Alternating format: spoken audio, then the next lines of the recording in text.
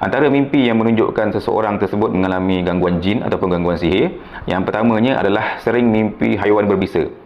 Sama ada dia mimpi ular, mimpi kalajengking, mimpi lipan, dipatuk ular ke dan sebagainya lah. Kemudian mimpi yang seterusnya adalah mimpi berkaitan dengan najis. Kadang-kadang orang ni selalu mimpi berada di satu kawasan yang penuh dengan najis. Kadang-kadang dia mimpi berada di tandas, mimpi di tempat-tempat yang kotor dan yang berkaitan lah.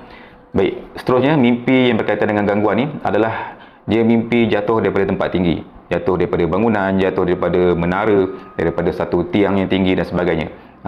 Kadang-kadang bila dia jatuh, dia mimpi dia jatuh tu, dia punya tidur tu sampai tersentak, macam dia jatuh betul-betul.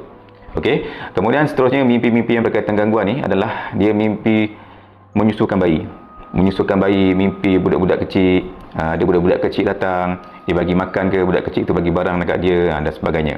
Satu lagi mimpi yang berkaitan gangguan juga adalah mimpi orang bagi barang.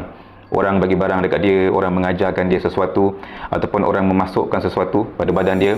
Kadang-kadang mimpi tersebut orang tu datang bagi dia makan. Itu pun mimpi gangguan juga.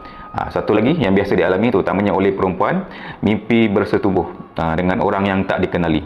Dan mimpi itu sering berulang-ulang kali berlaku. Jadi kalau anda ada mengalami antara mimpi-mimpi yang saya sebutkan ni, anda dinasihatkan untuk pergi membuat rawatan lah. Sekurang-kurangnya kita cek lah untuk memastikan bahawa badan kita yang ada gangguan ataupun tidak. Jadi gangguan tu sama ada gangguan jin ataupun sihir, hanya dengan melakukan rawatan baru kita dapat kenal pasti dengan lebih tepat lah.